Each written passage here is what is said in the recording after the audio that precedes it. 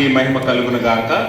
మన ప్రభువు ప్రియ రక్షకుడైన యేసు ప్రభుల వారు మనలను, మన కుటుంబాలను, సంఘాన్ని ప్రేమించి సంరక్షించి తన బలిష్టమైన హస్తాల చాటును భద్రపరిచి త్రిత్వం తర్వాత 21వ ఆదివారంలోనికి మనందరిని నడిపించి ఆయన సన్నిధిలో ఎలాగను కూడుకొని ఆయనను స్తుతించి గణపరిచి ఆయన వాక్యాన్ని ధ్యానించే భాగ్యాన్ని మనకి ఇచ్చినందుకై మొదటిగా తండ్రి దేవుని కృతజ్ఞతాస్తుతులు చెల్లిస్తున్నాను. ఆయన ఆత్మతోనూ సత్యంతోనూ ఆరాధించడానికి కూడి వచ్చిన మీ అందరికీ ప్రోపేట్ వందనాలు. అందరికి వందనాలు. దేవుడు మిమ్మల్ని, మీ కుటుంబాలను మెండుగా దీవించును గాక. ఆమేన్. ఈ ఆదివారం కొరకు ఏర్పాటు చేయబడిన లేఖన భాగాలు మనం చదువుగా విన్నాం. పత్రిక పాఠ్య భాగముగా అపోస్తలుడైన పౌలు ఎఫెసులో ఉన్న సంఘానికి రాసిన పత్రిక 6వ అధ్యాయం 10 నుంచి 17 వరకు ఉన్న లేఖన భాగాన్ని, అలాగే సువార్త పాఠ్య భాగముగా యోహాను సువార్త 4వ అధ్యాయం 46 నుంచి 54 వరకు ఉన్న లేఖన భాగాన్ని మనం చదువుగా విన్నాం. ఈ లేఖన భాగాల నుంచి ఈరోజు ఒక ప్రాముఖ్యమైన అంశాన్ని మనం నేర్చుకుందాం. విశ్వాసులుగా దేవుని సన్నిధికి పిలువబడిన మనము ఆయన బిడ్డలుగా ఈ విశ్వాస యాత్రలో చివరి దినం వరకు మనం ప్రయాణించవలసిన వారమై ఉన్నాం. ఈ ప్రయాణంలో దేవుడు మనకిచ్చిన వాగ్దానం ఏంటంటే, సుఖవంతమైన జీవితాన్ని నేను మీకు వాగ్దానం చేయట్లేదు, కానీ ఎన్ని శ్రమలు వచ్చిననో, ఎన్ని ఇబ్బందులు వచ్చిననో, మరణకరమైన పరిస్థితులు వచ్చిననో నేను మిమ్మల్ని విడువను, ఎడబాయననే వాగ్దానాన్ని అయితే దేవుడు మనకిచ్చాడు. నీ జీవితం సాఫీగా పూలబాట మీద వెళ్ళినట్లుగా వెళుతుందని దేవుడు వాగ్దానం ఇవ్వలేదు, కానీ నీ జీవితంలో ఎదురయ్యే ప్రతి ఆటుపోట్లకి, ప్రతి శ్రమలోనూ, ప్రతి ఇరుకు ఇబ్బందులలోనూ నువ్వు ఒంటరినే నువ్వు అనుకున్నప్పటికీ నీ తోడుగా నీ దేవుడు ఉంటాడు అని లేఖనాలు మనకు వాగ్దానాలు ఇస్తూ ఉన్నాయి. కాబట్టి విశ్వాస జీవితంలోనికి ప్రవేశించిన నువ్వు ఈ జీవితాన్ని, విశ్వాస జీవితాన్ని తుదముట్టించాలంటే, విజయవంతంగా సంపూర్తి చెయ్యాలంటే దేవుడు మనకు తెలియచేసినట్లుగా వాక్యానుసారమైన జీవితాన్ని, దేవుని మీద ఆనుకొని ఆధారపడే జీవితాన్ని మనం జీవించాలి. కాబట్టి ఒక దేశాన్ని సంరక్షించే సైనికుడు, ఒక పట్టణాన్ని కావలి కాసే కావలివాడు ఎలాగైతే వారిని వారు సంసిద్ధం చేసుకొని తగిన ఆయుధాలను, అస్త్రాలను, కవచాలను సిద్ధపరుచుకొని కావలి కాస్తారో, పహారా కాస్తారో, అలాగే విశ్వాస జీవితంలో ప్రారంభించిన నువ్వు, విశ్వాస జీవితాన్ని ప్రయాణిస్తున్న నువ్వు, నీ రక్షణ జీవితాన్ని, అలాగే నీ రక్షణను, నీ ఆత్మను కాపాడుకోవటానికి కూడా నువ్వు సిద్ధపడి ఉండాలనేది ఈరోజు లేఖనం యొక్క ఉద్దేశం. అందుకనే ఈరోజు మనం నేర్చుకోబోతున్న అంశం ఏంటి అంటే, దేవుడిచ్చు సర్వాంగ కవచమును ధరించుకొనుడి. దేవుడిచ్చు సర్వాంగ కవచమును ధరించుకోండి. సర్వాంగము అంటే అన్ని అవయవాలకు సరిపడా కవచము. కాబట్టి గమనించండి, ఈ ఎఫెసీ పట్టణంలో ఉన్న సంఘానికి అపోస్తలుడైన పౌలు రాస్తూ, ఎఫెసీ పట్టణం అనేది దాని నేపథ్యాన్ని గుర్తు చేసుకుంటూ పౌలు ఈ మాటలు రాస్తున్నాడు. ఈ ఎఫెసీ పట్టణంలో అర్తిమీదేవి ఆలయం ఉంది. ఈ ఆలయంలో ఇంచుమించు ఆ కాలంలోనే 10,000 మంది దేవదాసి స్త్రీలు ఉండేవారు. అలాగే ఆ పట్టణం అంతా చూస్తే అలాంటి స్త్రీలు చాలా మంది ఉండేవారు. కాబట్టి ఈ స్త్రీలైనటువంటి వారు, లేకపోతే ఆ పట్టణంలో నివసిస్తున్న వారందరూ కూడా ఎక్కువగా పాపంలో పడిపోయే అవకాశం ఉండేది, ఎక్కువగా తోవ తప్పిపోయే అవకాశం ఉండేది. దేవుని యొద్దకు వస్తున్నప్పటికీ, ఆలయంలో ఆరాధనలో కూర్చుంటున్నప్పటికీ మామూలు దినాలలో మరలా వారు పాపంలో పడిపోయి లోకంలో జీవిస్తుండేవారు. అలాంటి వారి కొరకు అపోస్తలుడైన పౌలు ఈ ప్రత్యేకమైన మాటలు జ్ఞాపకం చేస్తున్నాడు. మీరు దేవుడిచ్చే సర్వాంగ కవచాన్ని మీరేం చేయాలట? ధరించుకోవాలి. అయితే ఒక విషయాన్ని పౌలు జ్ఞాపకం చేస్తున్నాడు. ఈ కవచం ఎందుకు? వాస్తవానికి ఈ మాటలను ఎక్కువగా రోమా సైనికుల వేషధారణ చూసి ఈ పదప్రయోగాన్ని అపోస్తలుడైన పౌలు వాడుతున్నాడు. యుద్ధానికి సిద్ధమైనప్పుడు ప్రపంచ దేశాలలో అత్యంత బలమైన 5 రాజ్యాలలో రోమా రాజ్యం ఒకటే. ఈ రోమా సైనికులను గెలవటం అంటే అసాధ్యమని చెప్పాలి. ఆ కాలంలో వారిని ఎదుర్కోవటం అంటే మన ప్రాణాలను పోగొట్టుకున్నట్టే అన్నంతగా బలమైన వారుగా, యుద్ధ నైపుణ్యం కలిగిన వారుగా రోమా సైనికులు ఉండేవారు.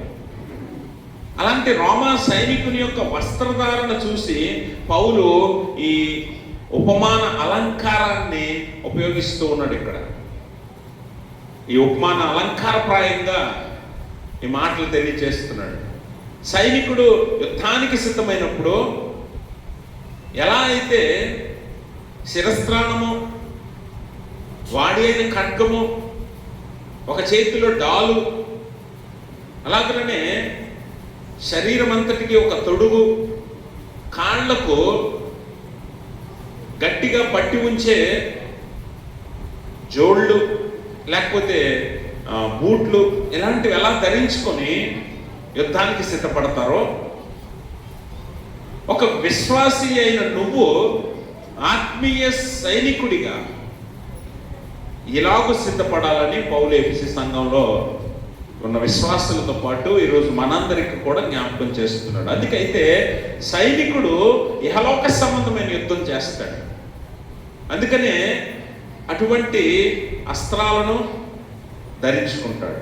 మరి నువ్వైతే ఆత్మీయ విశ్వాసిగా ఆత్మీయ జీవితంలో ఎలాంటి కవచాలను నువ్వు ధరించాలి?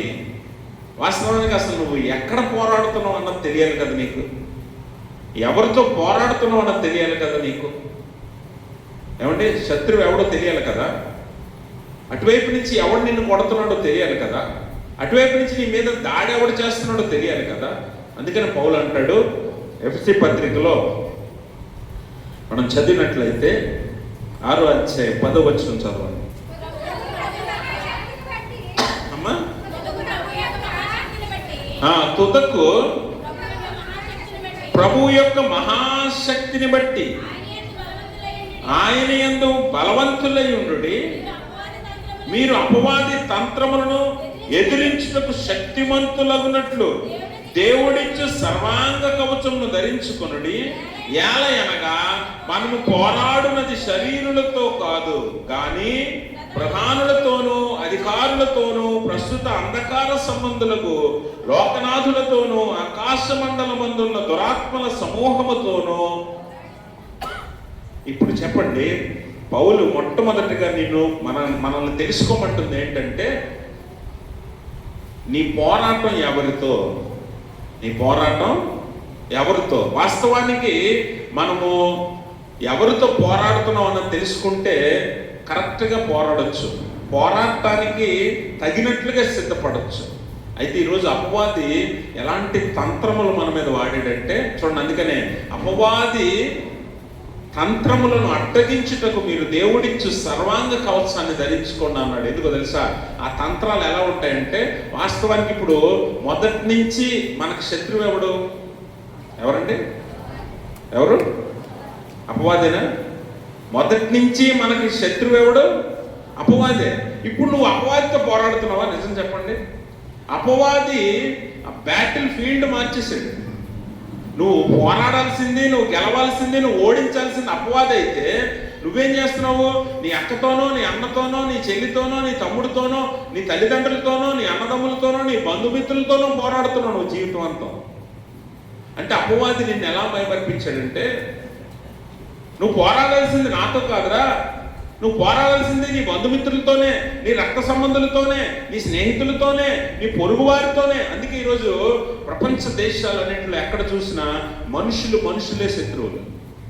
వాస్తవానికి అసలు శత్రువు ఎవడు? అంటే నువ్వు తెలుసుకోవాల్సింది ఏంటంటే అసలు నీ శత్రువు ఎవడు, అసలు నువ్వు పోరాటం ఎవరితో చేస్తున్నావు. అందుకే పౌలు అంటాడు, మనం పోరాడినది ఎవరితో కాదు, శరీరులతో కాదు. ఎవరితో మరి? అపవాది సంబంధులతో, దురాత్మల సమూహంతో. ఫైనల్లీ అపవాదితో మనం పోరాడుతున్నాం. వీడిని గెలవాలంటే, ఈ అపవాదిని ఓడించాలంటే ఈ శరీర బలం సరిపోదు, ఈ శరీర బుద్ధి సరిపోదు, నీ స్వశక్తి సరిపోదు, నీ స్వబుద్ధి సరిపోదు. అందుకనే పౌలు అంటాడు, తుదకు మీరు దేవుని యందు బలవంతులై ఉండండి. దేవుని యందు ఏమై ఉండాలట? బలవంతులై ఉండాలి. ఎందుకంటే దేవుడు ఆ బలాన్ని నీకు ఇవ్వాలి, దేవుడు నీకు ఆ సహాయం అందించాలి. నీకు నువ్వుగా అపవాదిని నువ్వు ఓడించలేవు, నీకు నువ్వుగా అపవాదిని ఓడించలేవు. అందుకని పౌలు అంటాడు, దేవుని యందు మీరు బలవంతులై ఉండండి. నేనైతే ఎలా ఉన్నానంటే, నన్ను బలపరచువాని అందు నేను సమస్తము చేయగలనని పౌలు చెప్తాడు తన సాక్ష్యం. కాబట్టి గమనించండి, నువ్వు పోరాడేది నీ శత్రువు ఎవడో నీకు తెలిస్తే నువ్వు తెలివిగా యుక్తిగా పోరాడగలవు. కానీ ఎవడో తెలియలేదు అనుకోండి. అందుకే మనము తల్లిదండ్రుల మీద, అన్నదమ్ముల మీద, అలాగే స్నేహితుల మీద, వీరి మీద పోరాడుతూ ఉంటాం, వీరిని ఓడించాలని ప్రయత్నం చేస్తాం, జీవితాంతం ఇదే ప్రయాసపడుతూ ఉంటాం. వాడు బాగుంటే వాడికంటే నేను బాగుండాలి, వాడు ఎదిగితే వాడికంటే నేను ఎదగాలి అనే ఆలోచనలోనే మనం ఈ పోరాటం సాగిస్తున్నాం. అందుకే మనకు శత్రువు ఎవరో తెలీదు, ఎక్కడ పోరాడాలో తెలీదు, ఎవరితో పోరాడాలో తెలీదు. అందుకే చివరికి ఈ జీవితం అంతా ప్రయాస, ఆయాసం, వ్యర్థం. అందుకే నీ శత్రువు ఎవడో నువ్వు తెలుసుకోవాలి, నీ పోరాటం ఎవరితోనో నీకు తెలియాలి. అందుకే పౌలు అంటాడు, మీరు పోరాడినది ఏమాత్రం శరీరంతో కాదు. ఈరోజు చాలామంది క్రైస్తవులు ఇతర మతస్థులతో పోరాడతారు కదా. క్రైస్తవులు ఇతర మతస్థులతో పోరాడుతున్నారు. ఈరోజు యూట్యూబ్ ఓపెన్ చేస్తే మీ దేవుడు గొప్ప, మా దేవుడు గొప్ప, మీ గ్రంథం గొప్ప, మా గ్రంథం గొప్ప, ఇలాగే మాట్లాడుకొని ఒకరినొకరు శత్రువులుగా మార్చేసుకొని ఒకరి మీద ఒకరు దాడులు చేసుకుంటూ, మాటలతోనూ భౌతిక దాడులు చేసుకుంటూ చివరికి మనమే శత్రువులు అయిపోతాం. అపవాది ఎంత తెలివైన తంత్రం వేసాడో చూడండి మన మీద. ఈరోజు కుటుంబాలు, బంధుమిత్రులు, ఈ రెండిళ్ళు కలిసి ఉండట్లేదు. ఎందుకు తెలుసా? అపవాది తంత్రములు. అందుకనే పౌలు అంటున్నాడు, అపవాది తంత్రములు అడ్డగించినట్లు దేవుడిచ్చు సర్వాంగ కవచాన్ని మీరు ధరించుకోవాలి. వాస్తవానికి దేవుడు లోకమును ఎంతో ప్రేమించాడు కదా, లోకమును ఎంతో ప్రేమించాడు. వాస్తవానికి శరీరులతో పోరాడమని నిజంగా బైబిల్ చెప్తే, యేసుప్రభు వారు చెప్తే, యేసుప్రభు వారు శిలువ మీద మరణం పొందుతున్నప్పుడు ఆయన హింసించి, ఆయన్ని అవమానించి, అపహసించిన వారిని ఆయన ఏం చేయాలి? శరీరులతో పోరాడేవాడే అయితే యేసుప్రభు వారు ఏం చేయాలి? కానీ వారిని ఏమంటున్నాడు? క్షమించమని ప్రార్థిస్తూ ఉన్నాడు, క్షమిస్తున్నాడు, ప్రేమిస్తున్నాడు. లోకం ఎంతో ప్రేమించాడు దేవుడు. అందుకే తన అద్వితీయ కుమారుణ్ణి అనుగ్రహించాడు. నీకోసం, నా కోసమే కాదు, సర్వ మానవాళి కోసము ఆయన తన కుమారుణ్ణి దయచేశాడు. కాబట్టి ఈరోజు నువ్వు పోరాడవలసింది వేరే మతస్థులతోనో, వేరే కులస్తులతోనో, లేకపోతే వేరే ప్రాంతం వారితోనో కాదు, కానీ అపవాది సంబంధమైన శక్తులతో, దురాత్మల సమూహముతో, ఈ లోకనాథులతో నువ్వు పోరాడాలి. ఇవి కంటికి కనిపించని శత్రువులు ఇవి. అందుకనే వీటిని ఎదుర్కోవటానికి, వీటిని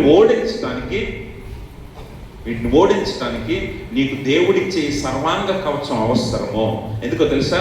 కనిపించే శత్రువు అనుకోండి, ఇప్పుడు పాము ఉంది, ఓ పాము ఇలా ఎదురైంది అనుకోండి, దాన్ని కొట్టాలంటే ఏం చేస్తావు? ఎదురుగా కనిపిస్తుంది కాబట్టి దేంతో కొట్టాలో, ఎక్కడ కొట్టాలో, ఎలా కొట్టాలో నీకు ఒక ఆలోచన ఉంటుంది. కనిపించలేదు అనుకోండి, ఏం చేస్తావు? ఎలా పోరాడతావు? అందుకనే ఇప్పుడు మనం పోరాడేది ఎవరితో అంట? కనిపించే మానవులతోనో శరీరులతోనో కాదు, కానీ కనిపించని అపవాది శక్తులతో, దురాత్మల సమూహంతో మనం పోరాడుతున్నాం. కాబట్టి ఈ పోరాటంలో, ఈ యుద్ధంలో నువ్వు గెలవాలి అనంటే నీ దగ్గర ఉండవలసింది ఏంటట? దేవుడిచ్చు సర్వాంగ కవచము. కాబట్టి నువ్వు ఎవరితో పోరాడుతున్నావు అన్నది మొదటగా నీకు తెలియాలి. ఎవరితో పోరాడుతున్నావో నీకు తెలియాలి. రెండవది, నువ్వు దేవునిలో బలవంతునిగా ఉండటానికి నీవు సిద్ధపరచుకోవాలి. దేవుని మీద ఆధారపడే జీవితాన్ని నువ్వు జీవించాలి. దేవుడు ఎవరిని బలపరుస్తాడు? ఆయన్ని నమ్ముకున్న వారిని. ఒకసారి మనము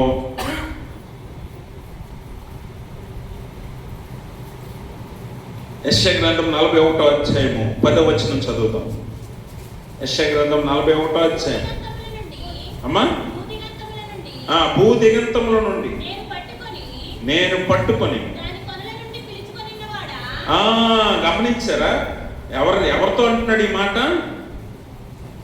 చదవండి, ఎవరితో అంటున్నాడు?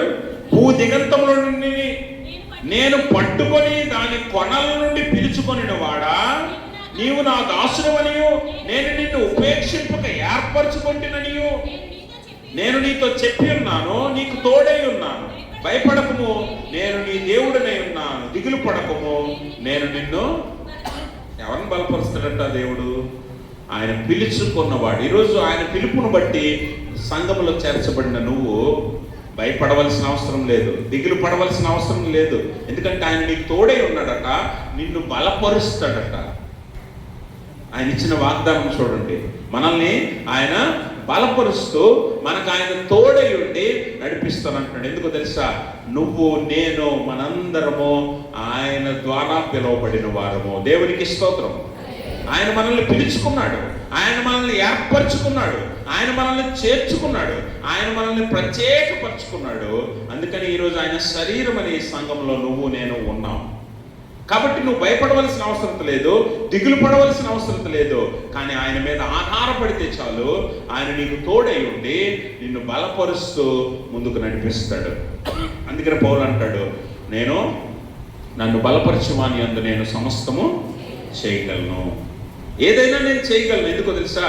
నా బలం కాదు, నా శక్తి కాదు, నా తెలివి కాదు, నా జ్ఞానం కాదు, కానీ నాకు ఒక పరమ తండ్రి అయిన దేవుడు ఉన్నాడు. ఆయన జ్ఞానము, ఆయన శక్తి, ఆయన బలము నన్ను బలపరుస్తుంది కనుక నేను అన్నీ చేయగలను. నాకు సాధ్యం కానిదంటూ ఏది లేదు అని పౌలు సాక్ష్యం చెప్తూ ఉన్నాడు. కాబట్టి గమనించండి ప్రభునందు ప్రియమైన స్నేహితులారా, దేవుడు మనల్ని బలపరుస్తాడు కనుక ఆయన యందు బలవంతులమై ఉండి మనం ఏం చేయాలట? మనము ఎవరితో పోరాడుతున్నామో మనం తెలుసుకున్నప్పుడు ఖచ్చితంగా మనము ఈ ఆత్మీయ జీవితంలో విజయాన్ని సాధించగలిగిన వారముగా ఉంటామని దేవుని వాక్యము తెలియజేస్తూ ఉంది. కాబట్టి మనుషులతో పోరాటం మానేయండి, మనుషులతో వాదించడం మానేయండి, మనుషులను ద్వేషించడం మానేయండి, మనుషులను దూరం పెట్టుకోవడం మానేయండి. అందరినీ ప్రేమించడం ప్రయత్నం చేయండి. యేసు ప్రభువారు ఎలాగైతే సర్వమానవాళిని ప్రేమించాడో, అందరి కొరకు ప్రాణం పెట్టాడో, ఆ సహోదర భావాన్ని, ఆ సహోదర ప్రేమను మీరు అందరికీ పంచడానికి ప్రయత్నం చేయండి. అదే దేవుడు కోరుకుంటున్నాడు. కానీ అపవాది మన స్థితిగతులను మార్చేసి, ఆలోచన విధానాన్ని మార్చేసి మనుషులకు శత్రువులుగా మార్చాడు. అందుకే మనం అస్సలు పోరాటం మర్చిపోయి మనుషులతో పోరాడుతూ ఈ జీవితాన్ని, సమయాన్ని వ్యర్థం చేసుకుంటూ ఉన్నాం. అసలు పోరాటం ఎవరితో అంటమంది? అపవాదితో, మనుషులతో కాదు. కాబట్టి దేవుడు అంటున్నాడు, నేను ఇచ్చు సర్వాంగ కవచాన్ని ధరించుకోండి. సర్వాంగ కవచం ఏముంటుందట? సర్వాంగం అంటే తల నుంచి కాళ్ళు వరకు ప్రతి అవయవాన్ని కాపాడే కవచం ఇది.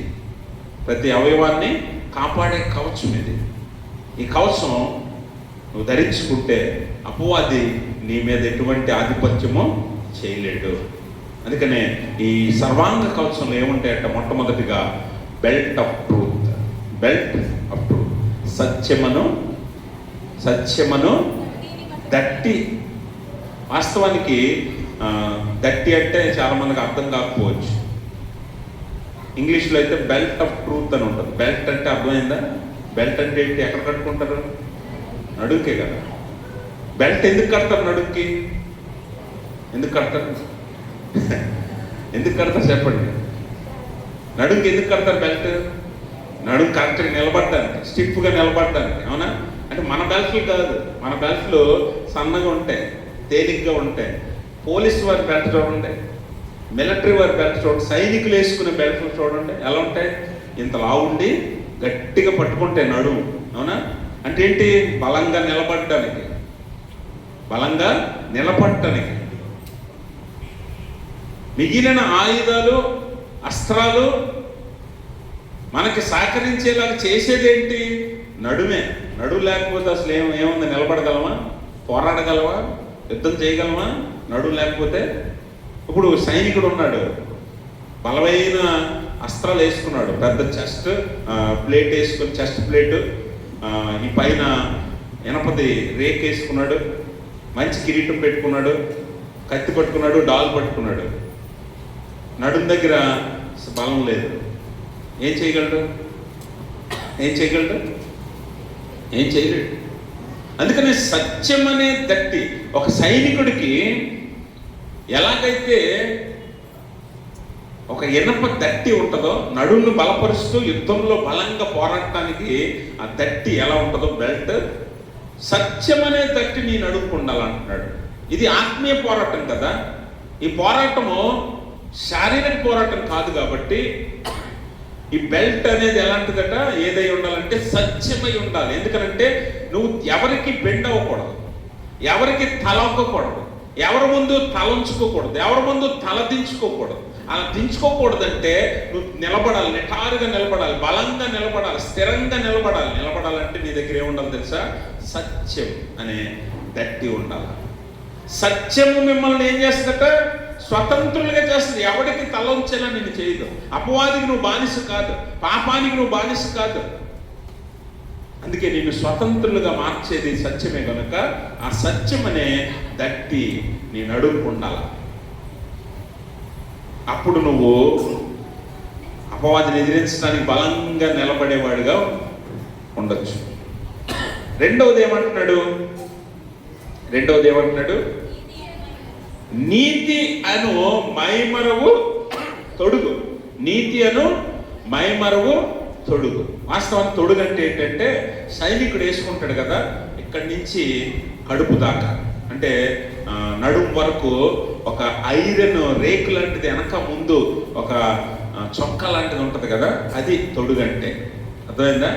సైనికుడు వేసుకునే తొడుగు ఎలా ఉంటుందంటే ఇక్కడి నుంచి మెడ నుంచి నడుము వరకు వెనక ముందు ఒక బంగారు లేకపోతే ఒక ఇనప రేకు లాంటిది, షర్ట్ లాంటిది ఉంటుంది. అవునా? అది తన శరీరాన్ని కాపాడుకోవటానికి. వాస్తవానికి ఈ నీతి అనే తొడుగు అలా ఉండాలట నీకు. ఎందుకంటే ఇక్కడి నుంచి మెడ నుంచి నడుము వరకు మధ్యలో ఉండే అవయవాలు ఏంటి చెప్పండి? తెలీదా మీకు? మెడ నుంచి నడుము వరకు ఉండే అవయవాలు ఏంటి? శరీరంలో లోపల గుండె ఉంటుంది, ఊపిరితిత్తులు ఉంటాయి. అవునా?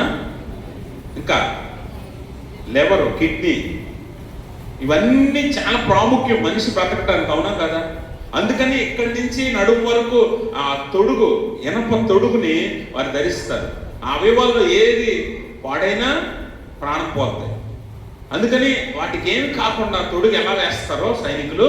ఇప్పుడు నీ ఆత్మీయ జీవితంలో నీ హృదయం ఇక్కడే ఉంది, నీ ఆలోచనలు ఇక్కడే ఉన్నాయి, నీ తలాంతలు ఇక్కడే ఉన్నాయి. వీటిని కాపాడుకోవడానికి నువ్వే తొడుగు వేయాలట? నీతి అని మైమరువు తొడుగు వేసుకోవాలి. నీతిమంతులుగా, యథార్థవంతులుగా. ఎందుకంటే హృదయంలో పుట్టే ఆలోచనలే మాట్లాడుతుంది నోరు. నోరు మాట్లాడితే క్రియలు కదా. అందుకని ఇక్కడ హృదయాలోచనలను అపవాది దాడి చేయకుండా నువ్వేం చేయాలట? దీనికి నీతి అనే తొడుగు వేయాలి. నీతి అనే తొడుగు వేయాలి. ఈ తొడుగు వేయకపోతే వాడు నీ ఆలోచనల మీద, నీ తలాంతుల మీద, నీ హృదయంలో ఉన్న వాటి మీద దాడి చేసి నీ హృదయాన్ని పనికిరాని వాటితో నింపేస్తాడు. నీ హృదయాన్ని పనికిరాని వాటితో నింపుతాడు. అందుకని నీతి అనే తొడుగు ఈ హృదయానికి నువ్వు వెయ్యాలి. చాలా మంది విశ్వాసులు ఈ నీతి అనే తొడుగును మర్చిపోతారు. నీతి అనే తొడుగు మర్చిపోతారు. చాలా మంది చూడండి, కొంతమంది ఆడవాళ్ళు, మగవాళ్ళు కానివ్వండి, కొన్నిసార్లు మైమరుపులో మనం ఏం చేస్తూ ఉంటామంటే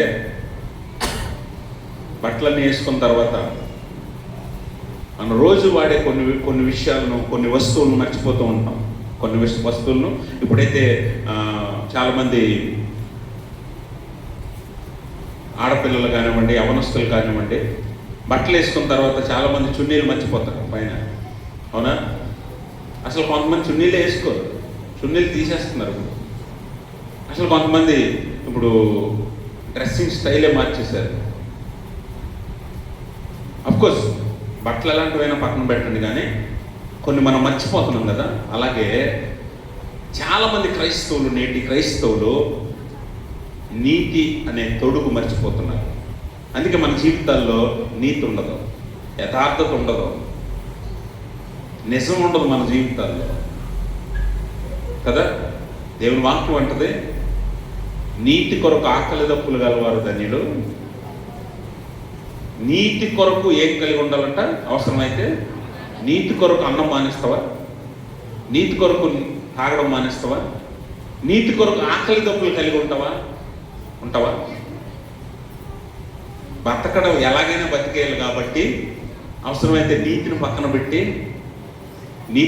పెట్టి అబద్ధం ఆడేసైనా బతికేస్తావు, అప్పు చేసైనా బతికేస్తావు, అవతల వాడిని పడగొట్టైనా బతికేస్తావు, మోసం చేసైనా బతికేస్తావు.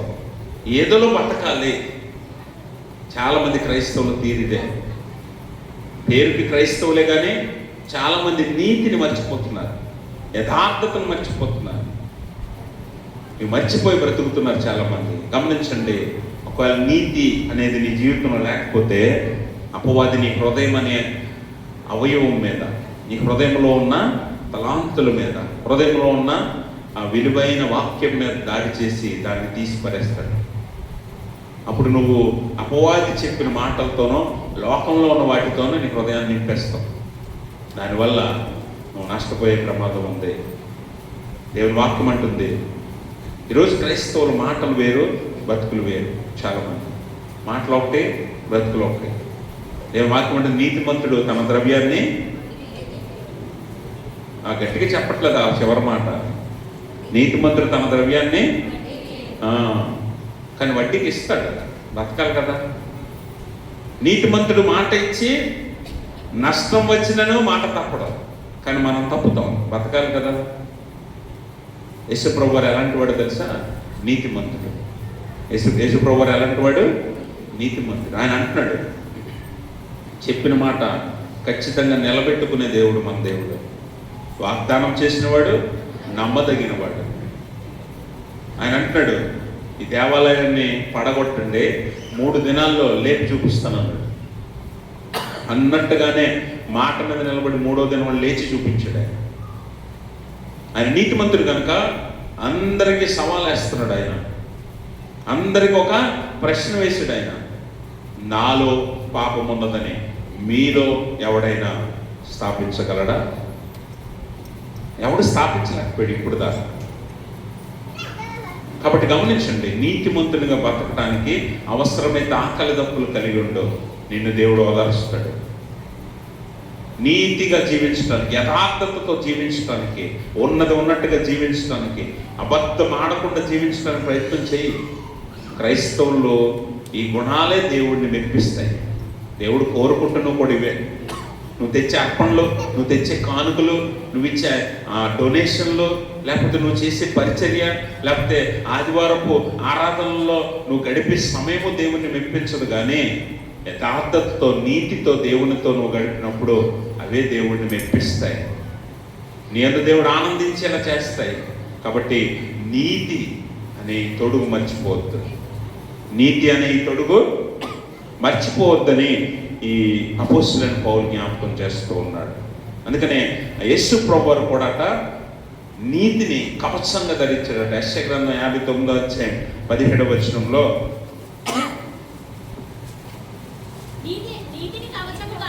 నీతిని కవచముగా ఆయన ధరించుకొని, చాలండి చాలు. నీతిని ఎలా ధరించాడట? కవచంగా. ఎందుకంటే ఆయన నీతిమంతుడు కనుక నీవు కూడా నీతిమంతునిగా జీవించాలని వాక్యం తెలియజేస్తుంది. నీతి లేకపోతే నీ బ్రతుకుకు విలువ ఉండదు. నువ్వు ఎంత గొప్పడువైనా అవ్వచ్చు, నువ్వెంత ఆస్తిపరుడువైనా అవ్వచ్చు, నువ్వెంత అంతస్తులోనైనా ఎదగవచ్చు, నువ్వెంత గొప్పవాడివైనా, తెలివైనవాడివైనా, జ్ఞానివైనా, ప్రపంచమంతా నిన్ను గుర్తించిన నీ బ్రతుకులో నీతి లేకపోతే, యథార్థత లేకపోతే నిన్ను పక్కన పడేస్తుంది ప్రపంచం. దేవుడు ఎలాగా నిన్ను లెక్క చేయడు నీతి లేకపోతే, యథార్థత లేకపోతే. మనుషులు కూడా నేను లెక్క చేయడు నీతి లేకపోతే. అందుకే నీతి కొరకు ఆకలి దప్పులు కలిగి ఉండేవారే ధన్యులని దేవుని వాక్యం తెలియజేస్తుంది. 3వది ఏంటంట? సువార్త వలనైన సమాధాన, సువార్త వలనైన సిద్ధ మనస్సును జోడు. ఏంటది? సమాధాన సువార్త వలనైన సిద్ధ మనస్సు అని జోడు. ఇప్పుడు చెప్పండి, ఒక ప్రశ్న ఏంటంటే, మీ అందరికి జోళ్ళు ఉన్నాయా? జోళ్ళు అంటే మీకు అర్థం అవ్వదు అనుకోండి, కొంతమంది కళ్ళ జోళ్ళు అనుకుంటారు. జోళ్ళు అంటే చెప్పులు ఉన్నాయా? షూస్, అదే చెప్పులు అంటే చెప్పులో షూస్ ఏవోటి ఉన్నాయిగా. ఇవన్నీ మీరు ఏం చేస్తారు? ఇప్పుడు ఆరాధన అయిపోగానే బయటకు వెళ్ళి చేతులు వేసుకొని జాగ్రత్తగా వెళ్ళిపోతారా ఇంటికి? దేనికి వేస్తారు చెప్పులు? కాళ్ళకైనా? ఎప్పుడు వేస్తారు? ఎప్పుడు వేసుకుంటారు? ఎప్పుడండి? బయటికి వెళ్ళినప్పుడు. అంటే ఎప్పుడు? ఎక్కడికైనా సిద్ధపడి వెళ్తున్నప్పుడు కదా. సిద్ధపాటు కలిగి వెళ్ళటానికి సిద్ధపడినప్పుడు చెప్పులు వేసుకుంటాం కాళ్ళకి. మీరు గమనించండి, కాళ్ళు ఎలా ఉండాలంటున్నాడు పౌలు? సమాధానము, సువార్త, సిద్ధ మనస్సు. సమాధాన, సువార్త, సిద్ధ మనస్సు, ఇవి కలిగిన జోళ్ళు మీ కాళ్ళకు ఉండాలంటున్నాడు. ఇప్పుడు చెప్పండి, మనము మన కాళ్ళు దేనికి వాడుతున్నాం? మన కాళ్ళు దేనికి వాడుతున్నాం? దేవుని కొరకు, దేవుని ఆలయానికి రావడానికి మన కాళ్ళు పనిచేయవు. ఇప్పుడు చూడండి, 3 రోజులు ఉపవాస కూడికలు అయ్యాయి మనకి, ఏమండి? 3 రోజుల ఉపవాస కూడికల్లో చాలా మంది రాల, వాళ్ళ కాళ్ళు ఎక్కడికి రావు, ఇంకెక్కడికో వెళ్తాయి అన్నమాట. నీ కాళ్ళు ఎలా ఉండాలంట? సమాధాన సువార్త వలనైన సిద్ధ మనస్సు కలిగిన జోళ్ళను ధరించాలి. దేవుని కొరకు పరిగెత్తే పాదాలు నీ దగ్గర ఉండాలి. మనం పాట పాడతాం కదా, తనువు నాది ఇదిగో గైకొను మీయో దేవా అని మనం పాడతాం. అంటే నా శరీరం అంతా నీకు ఇస్తున్నాను ప్రభా, నా శరీరంలో ప్రతి అవయవం నీ కొరకు పనిచేయాలి ప్రభా అని నువ్వు చక్కగా పాడేస్తావు కదా. కానీ నీ శరీరం సహకరించదు దేవుని కొరకు. రోమపత్రిక 12:1 అంటాడు పౌలు, మీ శరీరంలో సజీవ యాగాలుగా దేవునికి సమర్పించండి. Dedicate your self to God. దేవునికి నిన్ను నువ్వు సమర్పించుకో. ఎలా అంటే ఆత్మ సంబంధముగానే కాదు, కానీ నీ శరీరము కూడా ఆయన కొరకు సహకరించాలి. నీ శరీరము కూడా ఆయన కొరకు జీవించాలి. ఆయన పని కొరకు నువ్వు ప్రయాసపడాలి. అది నీ శరీరం చేయవలసిన పని. కానీ మనం ఏం చేస్తాం? అనవసరమైన విషయాల కొరకు పరిగెడతాం. దేవుని యొద్దకేమో నడవలేము. అనవసరమైన విషయాల కొరకు ప్రయాసపడి పరిగెడుతూ ఉంటాం ఈ లోకంలో. దేవుని దగ్గరికి నడిచి కూడా రాలేము మనం. నీ పాదాలు ఎవరి యొద్దకు నిన్ను తీసుకుని వెళ్తున్నాయి? నీ పాదాలు దేవుని యొద్దకు నడిపిస్తున్నాయి. నిన్ను నడిపించాలంటే సమాధాన సువార్త వలనైన సిద్ధ మనస్సును జోడు నీ దగ్గర ఉండాలి. చూడండి, సమాధాన సువార్తను నువ్వు లోకానికి ప్రకటించడానికి పరిగెత్తాలి. సమాధానాన్ని పంచడానికి నీ కాళ్ళు పరిగెత్తాలి. కానీ మనం అలా పరిగెడుతున్నావా? సమాధానం ఉంటుందా మన మధ్యలో? సమాధానం ఉందా? సువార్తను ప్రకటిస్తున్నావా? పౌలు అంటాడు కదా, ఈ ముసలమ్మ ముచ్చట్లు మీరు కట్టి పెట్టండి, సమాధాన సువార్తను ప్రకటించండి. కానీ మనం ఏం చేస్తాం? సువార్తను ప్రకటించం, కానీ ముసలమ్మ ముచ్చట్లు మాత్రం కట్టి పెట్టాం. అందుకని మనకు అనవసరమైన విషయాల కోసం ఎంతసేపు అయినా మాట్లాడతాం, కానీ దేవుని సువార్తను ప్రకటించడానికి సిద్ధ మనసు లేదు మనకి. దేవుని సువార్తను, దేవుని క్రీస్తును లోకానికి ప్రకటించడానికి నీ దగ్గర ఏం లేదు? సిద్ధ మనసు లేదు. అది లేనప్పుడు నీ పాదాలు ఎల్లవు, నీ పాదాలు పరిగెత్తవు. పౌలు ఎంత సిద్ధ మనస్సు కలిగి ఉన్నాడంటే, సువార్త కొరకు, సమాధాన సువార్త కొరకు ఎంత సిద్ధ మనస్సు అనే జోళ్ళు తొడుక్కున్నాడంటే పౌలు 3 మిషనరీ ప్రయాణాలు చేశాడు. తన జీవితం ఏంటో, తన బ్రతుకేంటో, భవిష్యత్తు ఏంటో ఆలోచించకుండా దేవుని కొరకు తన పాదములను ఉపయోగించి ఎన్నో ప్రాంతాల్లో ప్రయాణం చేసి ఎన్నో ఆత్మలను సంపాదించాడు, సంఘాలను స్థాపించాడు. ఎందుకో తెలుసా? సిద్ధ మనస్సు అనే జోడు ఉంది పౌలుకి. ఈరోజు నీ దగ్గర ఉందా? అనేక మందికి క్రీస్తును పరిచయం చేసి, ప్రకటించి, ప్రచురపరిచి సమాధానం అనే ఆ విత్తనాన్ని నువ్వు విత్తగలవా? ఈరోజు మన కుటుంబాల్లోనే సమాధానం లేదు, రక్త సంబంధుల మధ్యలోనే సమాధానం లేదు, సంఘాల్లోనే సమాధానం లేదు కదా. నువ్వు సమాధానాన్ని స్థాపించగలవా? దేవుని వాక్యం అంటే యేసుప్రభువు అంటాడు, సమాధానపరచువారు ధన్యులు, వారు దేవుని కుమారులు అనపడతారు. నువ్వు ధన్యుడువా, ధన్యురాలువా? సమాధానాన్ని స్థాపిస్తున్నావా? సమాధానం పరుస్తున్నావా?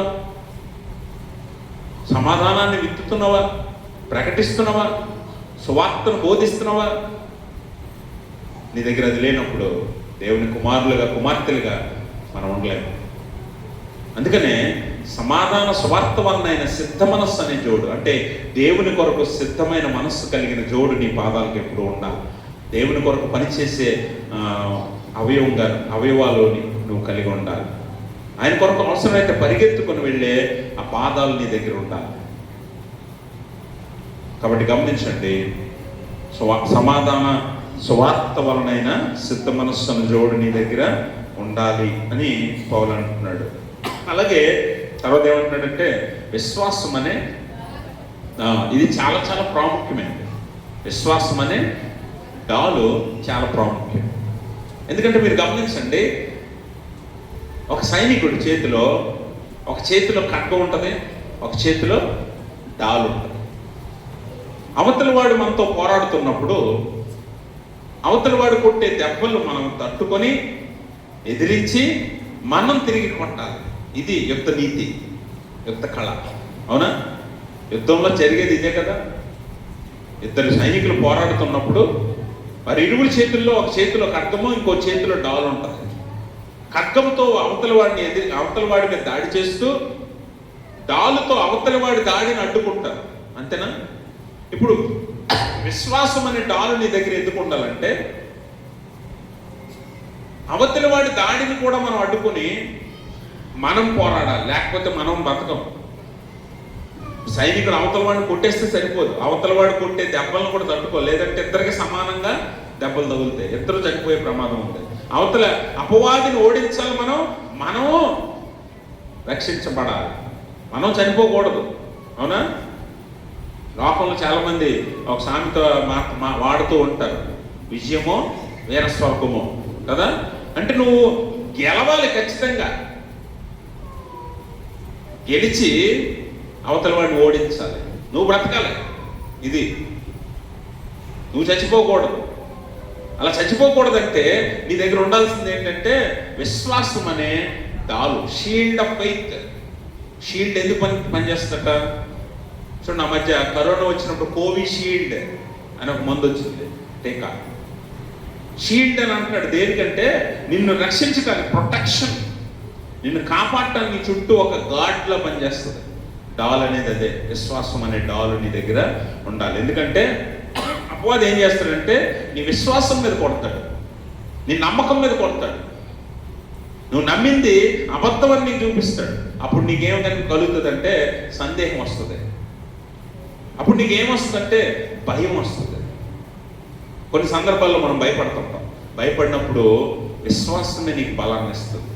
కొన్నిసార్లు అపవాది నిన్ను పొంగతీస్తాడు. ఎలా తెలుసా? నువ్వు ఒక పని ప్రారంభించినప్పుడు ఇది నీ వల్ల కాదు, నీకు చేత కాదు, నువ్వు చేయలేవు అని నిన్ను వెనక్కి లాగేస్తూ ఉంటాడు. Back sliding. వెనక్కి లాగినప్పుడు నువ్వు కుంగిపోతావు, కానీ విశ్వాసం నిన్ను బలపరుస్తుంది మళ్ళీ. అందుకే విశ్వాసం అనే డాల్ ఉండాలట.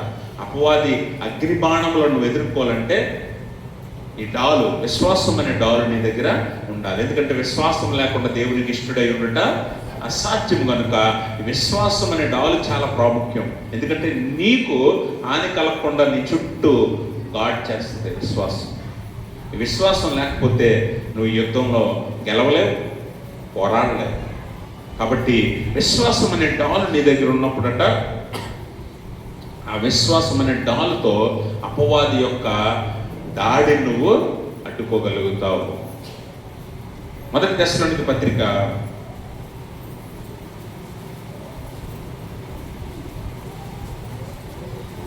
5వ అధ్యాయం 8వ వచనం చదువుతాం. అమ్మా మనము పగటి వారమై ఉన్నాము గనుక అమ్మా మత్తులై ఉండక విశ్వాస ప్రేమలను కవచము రక్షణ నిరీక్షణ యందు. గమనించండి, విశ్వాసము తర్వాత ఏం చెప్పాడు? రక్షణను శిరస్త్రాణం. శిరస్త్రాణం అంటే ఏంటి? శిరస్త్రాణం అంటే ఏంటండి? హెల్మెట్ అంటే ఎలా చెప్తే అర్థం అవుతుంది. బైబిల్ చదవరు కదా మీరు. శిరస్త్రాణం అంటే ఏదో అనుకుంటారు. శిరస్త్రాణం అంటే ఏ నెక్లెస్ లేకపోతే ఏ బంగారు రింగు అనుకుంటారు. శిరస్త్రాణం అంటే ఏంటి? హెల్మెట్. ఇప్పుడు వాస్తవానికి బండి మీద వెళ్ళేవాడికి ఏముండాలి? బండి మీద వెళ్ళేవాడికి ఎన్నున్నా హెల్మెట్ ఉండాలా. ఇది రవాణా శాఖ అధికారులు, పోలీసులు మనల్ని హెచ్చరిస్తుంటారు. బండి మీద వెళ్ళేటప్పుడు ప్రాణాలు కాపాడుకోవడానికి, ప్రమాదాల నుంచి తప్పించుకోవడానికి ఏం చేయాలి? నువ్వు హెల్మెట్ వేసుకోవాలి. హెల్మెట్ వేసుకోవాలి. కానీ మనం ఏం చేస్తాం? హెల్మెట్ వేసుకో. హెల్మెట్ వేసుకో. హెల్మెట్ వేసుకోకపోవడం వల్ల ఎంతోమంది తలకు గాయాలు తగిలి ఉన్న పాటునే చనిపోయిన సందర్భాలు మనం చాలా చూసాం కదా.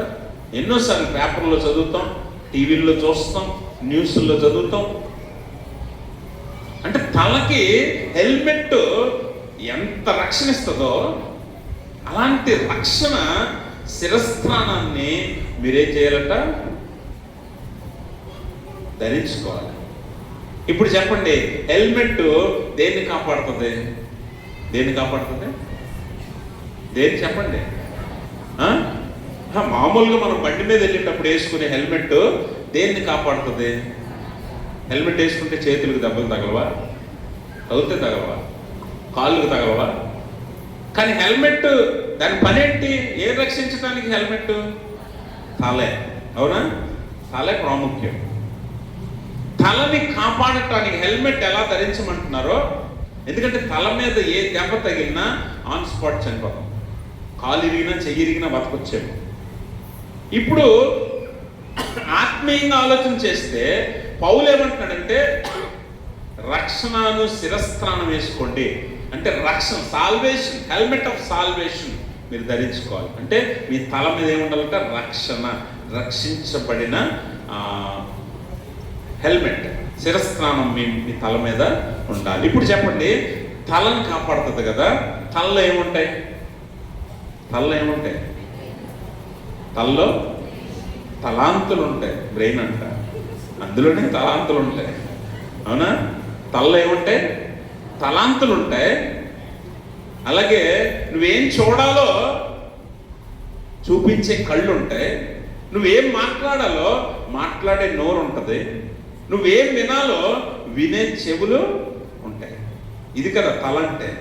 ఏమండి? అవునా కదా? అంతేనా? లేకపోతే ఇంకేమైనా ఎక్స్ట్రా మీకేమైనా ఉన్నాయా? లేకపోతే ఏమైనా లేవా? ఇవే కదా ఉంటాయి తలలో. అందరి తలల్లో ఇవే కదా ఉంటాయి. అవునా? ఇప్పుడు మనకి గాంధీ గారు ఒక మాట చెప్పారు, చెడు చూడకు, చెడు వినకు. ఈ మూడు ఎక్కడి నుంచి వస్తాయి? ఎక్కడి నుంచి? ఇవి కాపాడుకోవాలంటే రక్షణ అనే శిరస్త్రాణం తల మీద ఉండాలి. రక్షణ అనే శిరస్త్రాణం తల మీద ఉండాలి. నీ క్రీస్తు రక్షణ అనేది నువ్వు అనుభవిస్తే, ధరిస్తే, ఆ రక్షణ ఏం చేస్తుందట? నువ్వు ఏదైనా మాట్లాడితే, నువ్వు రక్షించబడిన వాడవో ఇది మాట్లాడకూడదు, ఇలా మాట్లాడకూడదు. నువ్వు రక్షించబడిన వాడవో నువ్వు ఇలాగా చూడకూడదు. నువ్వు రక్షించబడిన దానివో నువ్వు ఇవి వినకూడదు అని నీకు జ్ఞాపకం చేస్తూ నీ తలాంతులను ఏం చేస్తుందట? సరిచేస్తాయి. రక్షణ అనే శిరస్త్రాణం నీకు అందుకు అవసరం. ఈ రక్షణ అనే శిరస్త్రాణం లేకపోతే నువ్వేం చేస్తావు? నువ్వు అపవాది దాడికి నువ్వు గురయ్యి, అపవాది నీ మీద దాడి చేయడానికి అవకాశం ఇచ్చేస్తావు. అందుకనే ఆ సత్యం ఏదో అసత్యం ఏదో నువ్వు గుర్తించలేవు, అవివేకిగా మిగిలిపోతావు. వివేకం నీకు ఉండదు. ఏమంటే ఎంత ఎదిగితే ఏముంది, బుర్ర పని చేయకపోతే? అవునా? చాలామంది ఏమంటాం, ఎంత ఎదిగినా ఎంత బలవంతుడైనా బుర్ర సరిగా పనిచేయలేదు అనుకోండి, ఏమంటాం? మందబుద్ధి గలవాడు అంటాం, అవివేకి అంటాం. బుర్ర కరెక్ట్గా ఉందనుకోండి, పొట్టోడైనా గట్టోడరా అంటాం. అవునా? అవునా కాదు? చిన్న పెద్దని కాదు, శరీర బలం కాదు, బుద్ధి బలం ఉండాలి. అందుకే తల చాలా చాలా ప్రాముఖ్యం. అందుకని బుద్ధి, ఆలోచన, తలాంతులు, మాటలు, చూపులు, మనం వినేది వినకూడనిది అంతా కూడా ఇక్కడే ఉంటుంది. కాబట్టి ఈ తల మీద నువ్వేమి ధరించాలట? రక్షణ అనే శిరస్థానం నీ తల మీద ఉండాలి. రక్షించబడిన దానవు, రక్షించబడిన వాడవు అనే ఆ శిరస్థానము ధరించినప్పుడు అది నీకు ఎల్లప్పుడూ జ్ఞాపకం చేస్తుంది, నీకు గుర్తు చేస్తుంది, నీకు ఒక రిమైండర్లా పనిచేస్తుంది, గుర్తు చేస్తుంది. నువ్వు రక్షించబడిన దానవు, నువ్వు రక్షించబడిన వాడవు. నువ్వేం చేయాలి? ఏం మాట్లాడాలి? ఏం చూడాలి? ఏం వినాలి? నీ ఆలోచనలు, తలాంతులు అన్నింటినీ నియంత్రిస్తుంది.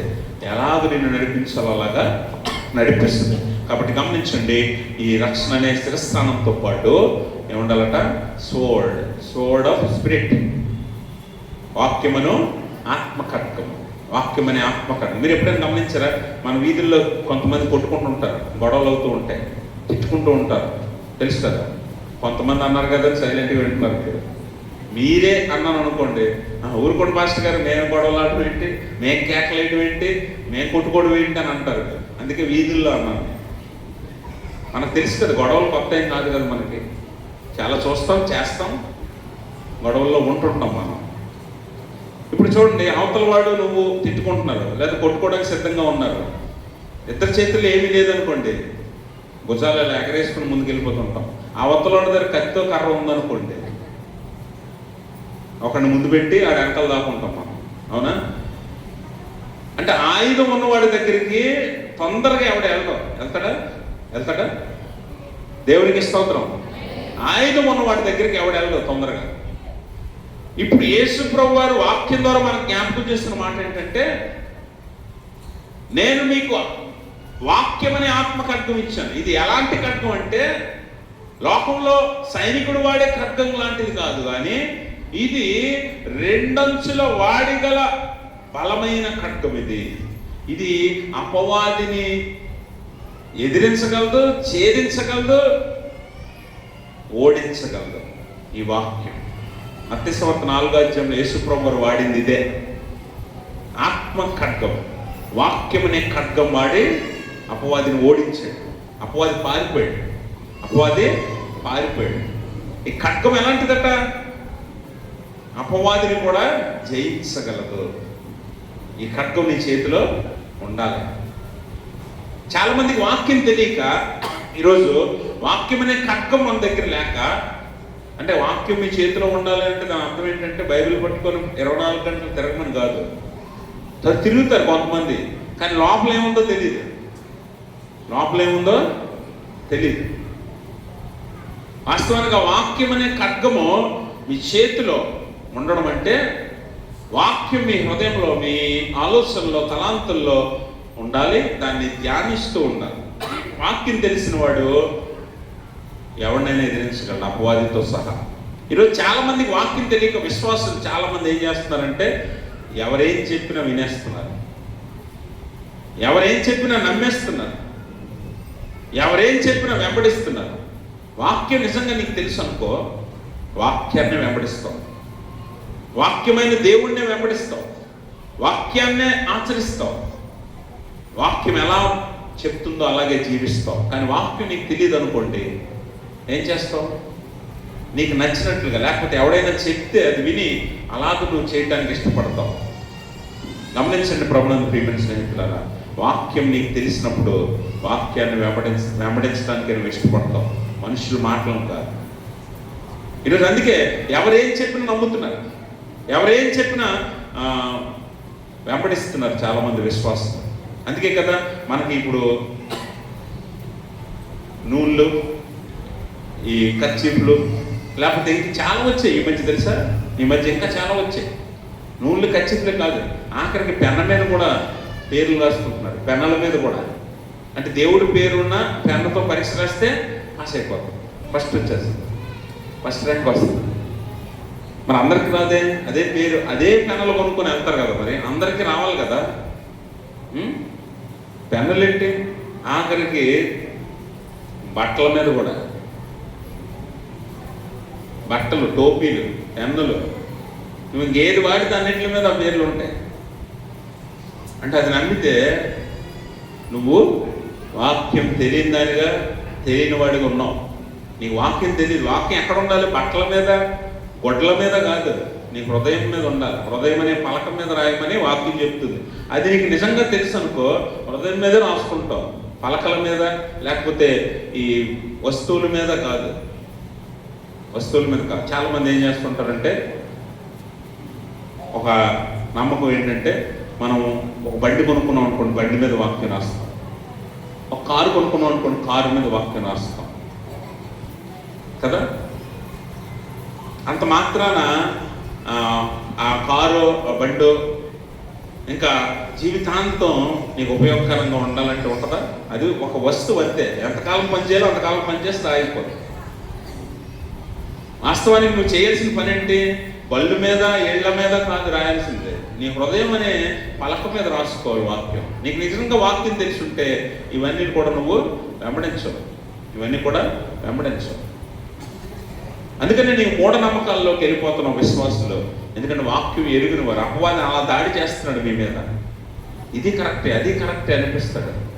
కానీ వాస్తవానికి నువ్వు చేయాల్సింది ఏంటంటే, వాక్యం అనే ఖడ్గం అనగా వాక్యాన్ని హృదయంలో ఉంచుకొని నువ్వు దాన్ని బట్టి జీవించాలి. యేసుప్రభు అపవాదిని ఎదిరిస్తుంది అలాగే. అందుకే అపవాది పారిపోయాడు, ఓడిపోయాడు. కనుక ఈ అవయవాలన్నీ, ఈ కవచాలన్నీ కూడా నువ్వు ఎప్పుడైతే ధరించుకొని సిద్ధంగా ఉంటావో నిన్నెప్పుడు కూడా ఓడించలేడు అని పౌలు జ్ఞాపకం చేస్తున్నాడు. ఈ పోరాటంలో అపవాది నీతో ఓడిపోవలసిందే. యాకోబు అంటాడు కదా, అపవాదికి చోటేయకండి, వాడిని ఎదిరించండి, అప్పుడు వాడు మీ వద్ద నుండి పారిపోతాడు. యేసుప్రభు వారి దగ్గర నుంచి పారిపోయాడు. ఎందుకో తెలుసా? ఆయన దగ్గర బలమైన వాక్యం అనే ఖడ్గం ఉంది. అది నీ దగ్గర కూడా ఉండాలని పౌలు జ్ఞాపకం చేస్తున్నాడు. అందుకనే అన్నిటికంటే ప్రాముఖ్యంగా విశ్వాసం అనేది చాలా చాలా అవసరం. విశ్వాసంతో మనము అపవాదిని ఎదిరించగలం. వాడు అంటాడు, నీకు అబద్ధం చెప్పి నిజమని నమ్మిస్తాడు, అబద్ధం చెప్పి నిజమని నమ్మిస్తాడు. దాన్ని నువ్వు నమ్మాలా నమ్మకూడదు అనేది నీకు తెలియచేసేది ఏంటంటే విశ్వాసమే. విశ్వాసమే. ఆ విశ్వాసం అనే డాలు నీ దగ్గర ఉన్నప్పుడు నువ్వు దేన్నైనా జయించగలవు, ఎదిరించగలవు, అపవాదిని ఓడించగలవు. అందుకనే సువార్త పాఠ్యభాగంలో యేసుప్రభు వారు చెప్తూ అంటున్నాడు, యోహాను సువార్త 4వ అధ్యాయము 46వ వచనం నుంచి 54 వరకు ఉన్న లేఖన భాగంలో యేసుప్రభు వారు మొట్టమొదటి సూచక్రియ చేసిన కానా ఊర్లోకి వెళ్ళాడు. మళ్ళీ ఎక్కడి నుంచి? కపెర్నహూము నుంచి.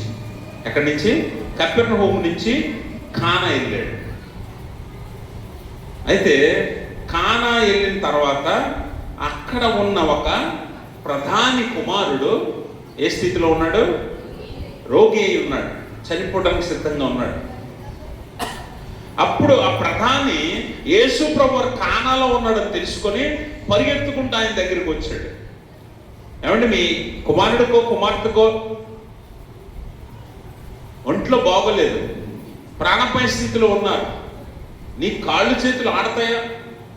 నువ్వు ఎంత మంచి ఉద్యోగంలో ఉన్నా, నువ్వు ఎంత ధనవంతుడివైనా, ఎంత గొప్పవాడివైనా, నీ కొడుకో కూతురో ప్రాణాపాయ స్థితిలో అనారోగ్యంతో బాధపడుతుంటే అన్నీ మర్చిపోయి అవసరమైతే రోడ్డు మీద పరిగెడతావు నీ కొడుకు కోసం, నీ కూతురు కోసం. అవునా కాదా?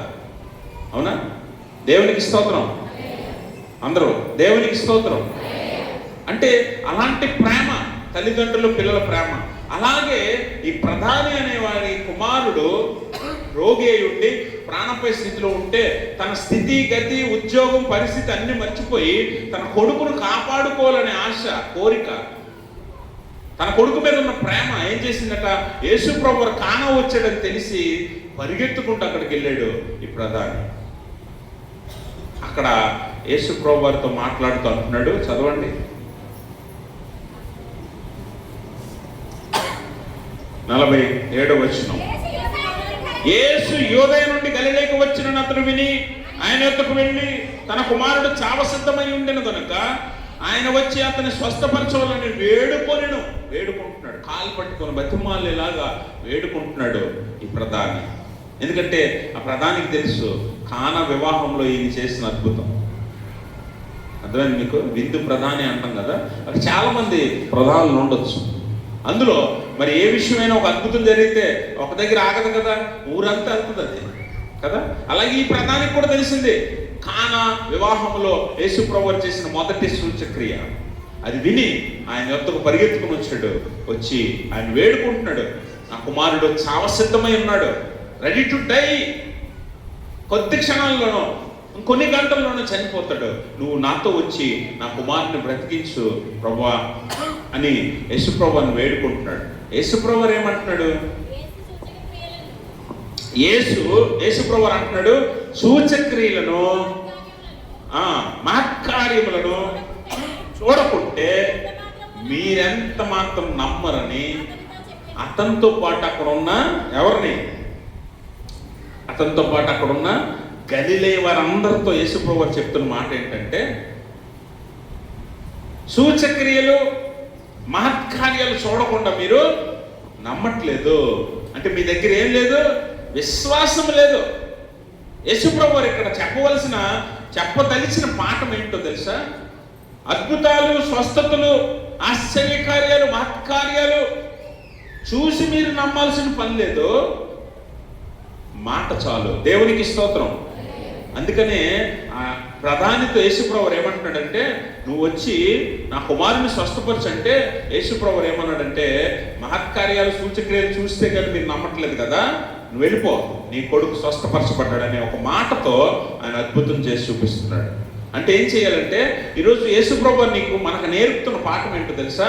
ఆయన అద్భుతాలు, ఆశ్చర్యకార్యాలు చూసి నమ్మాల్సిన పని. చాలా మంది ఏమంటారంటే, యేసుప్రభువు ఏదైనా నమ్మాలంటే నా జీవితంలో ఒక అద్భుతం జరగాలి, నేను ఇది కోరుకుంటున్నాను, ఇది జరిగితే అప్పుడు నమ్ముతాను, అప్పుడు వస్తాను చర్చికి, అప్పుడు బాప్తిజం తీసుకుంటాను అని చాలా మంది అంటున్నారు కదా.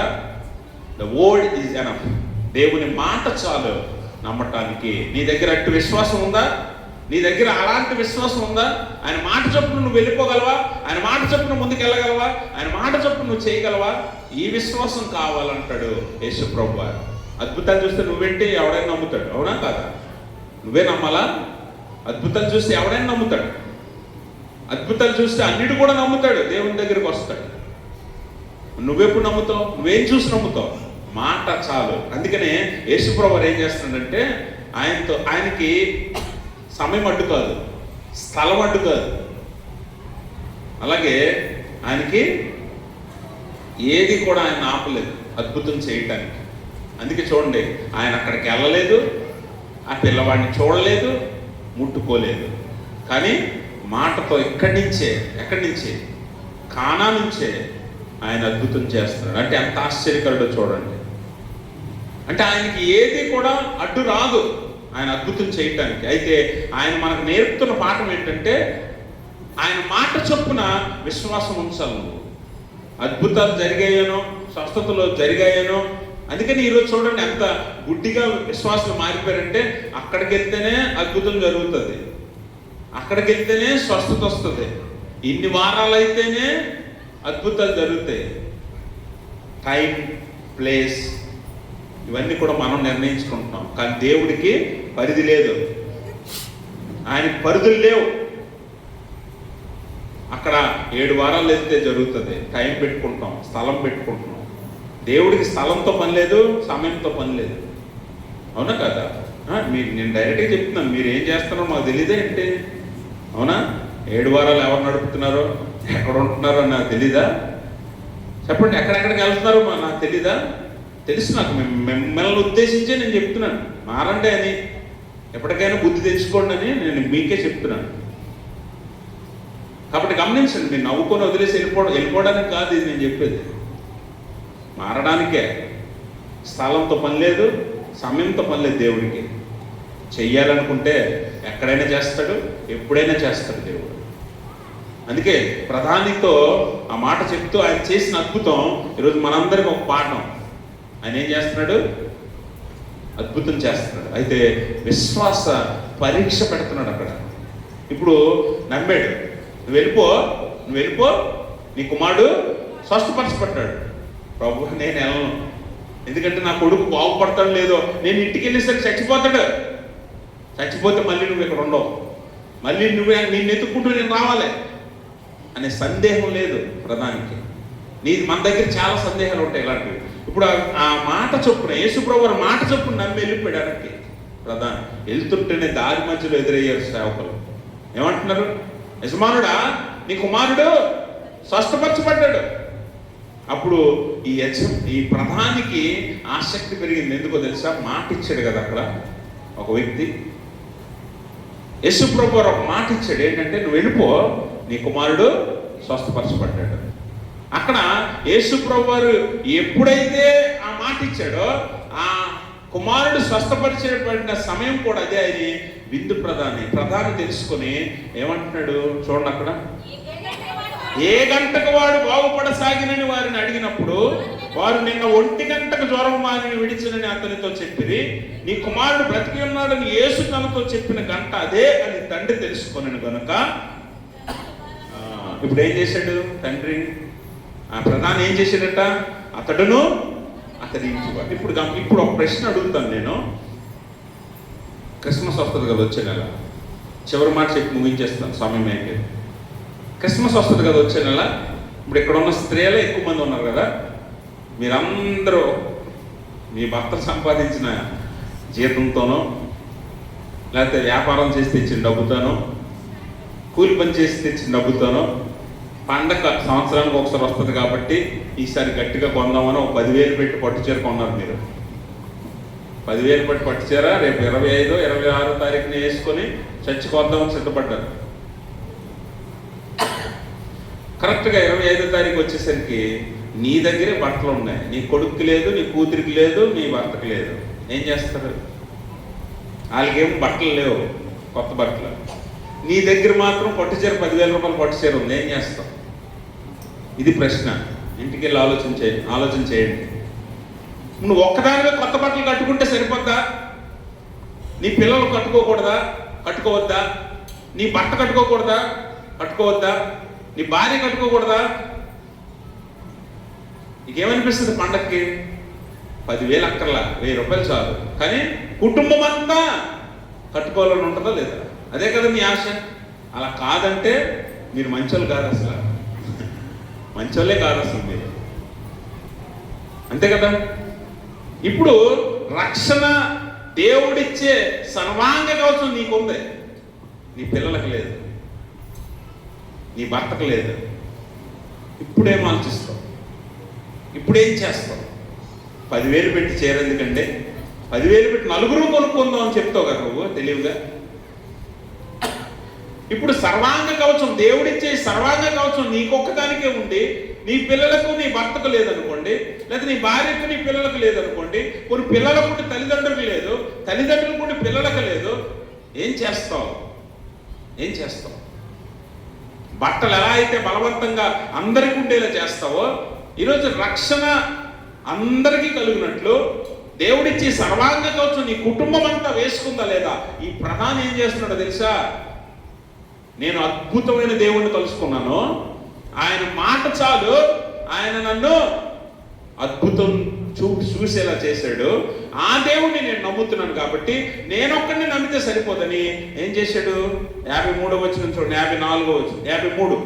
నీ కుమారుడు బ్రతికి ఉన్నాడని యేసుతో చెప్పిన గంట అదే అని తండ్రి తెలుసుకున్నాడు కనుక అతడును, అంటే అతను అక్కడ ఆగిపోలే, నేనొక్కడిని నమ్మితే సరిపోదు, నా కుటుంబం అంతా నమ్మాలి అని చెప్పి అతని కుటుంబాన్ని కూడా విశ్వాసంలోకి నడిపించాడు. అందరూ రక్షించబడ్డారు, అందరూ రక్షణలోనికి వెళ్ళారు. ఈరోజు నీ కుటుంబం, నీ పిల్లలు అందరూ రక్షణ అనుభవాన్ని పొందుతున్నారా? అందరూ సర్వాంగ కవచాన్ని ధరించుకొని ఉన్నారా? ఒకసారి ఆలోచన చేయండి. నువ్వు ఎంతకాలం ఒక్కదాన్ని చర్చకొస్తావు? ఎంతకాలం నీ పిల్లల్ని పంపుతావు? ఎంతకాలం నీ భర్త ఒక్కడే వస్తాడు? కుటుంబం అంతా దేవుని సన్నిధికి రావాలి. ఇది మొదటి నుంచి చెప్తున్నాను నేను ఇక్కడికి వచ్చిన కొత్తలో నుంచి. కుటుంబం అంతా ఈ సర్వాంగ కవచాన్ని ధరించుకోవాలి. అందుకే మీరు గమనించండి, పౌలు ఎఫ్ఎస్సీ పత్రిక 6వ అధ్యాయంలో ఈ మాటలు చెప్పాడు కదా 10 నుంచి. ఆ పైకి చదివితే మీరు భర్తల గురించి, భార్యల గురించి, పిల్లల గురించి మాట్లాడతాడు. అంటే family should be in Christ. కుటుంబం అంతా క్రీస్తులో ఉండాలనేది పౌలు యొక్క ఉద్దేశం. పిల్లలుండి తల్లిదండ్రులు ఉండకపోతే, తల్లిదండ్రుల నుండి పిల్లలు ఉండకపోతే, భర్త నుండి భార్య ఉండకపోతే, భార్య నుండి భర్త ఉండకపోతే అది రక్షణ అనుభవంలోకి వెళ్ళదు ఆ కుటుంబాలు వర్ధిల్లో. కాబట్టి గమనించిన ప్రభునందు ప్రియమైన స్నేహితులారా, మన కుటుంబాలన్నీ కూడా రక్షణ అనుభవంలోకి వచ్చి అందరము దేవుడిచ్చే సర్వాంగ కవచాన్ని ధరించుకొని అపవాదిని ఎదిరించి ఆత్మీయ పోరాటంలో గెలిచి దేవుడు వచ్చేటప్పటికి సిద్ధపాటు కలిగి ఆయన కొరకు ఎదురు చూసేవారంగా ఉండాలి. ఆయన వచ్చి మనందరినీ ఆర్భాటంతో, హంగుతో పరలోకానికి ఎత్తుకొని తీసుకొని వెళ్ళాలి. అటువంటి ఆత్మీయ స్థితిలోకి మనం ఎదగాలి. అట్టి స్థితి దేవుడు తన పరిశుద్ధాత్మ ద్వారా మనందరికీ దయచేయను గాక. ఆమేన్. సమస్త జ్ఞానం గురించి దేవుని సమాధానం యేసుక్రీస్తు మీ హృదయంలో, మీ తలంపులకు కావలి ఉండును గాక.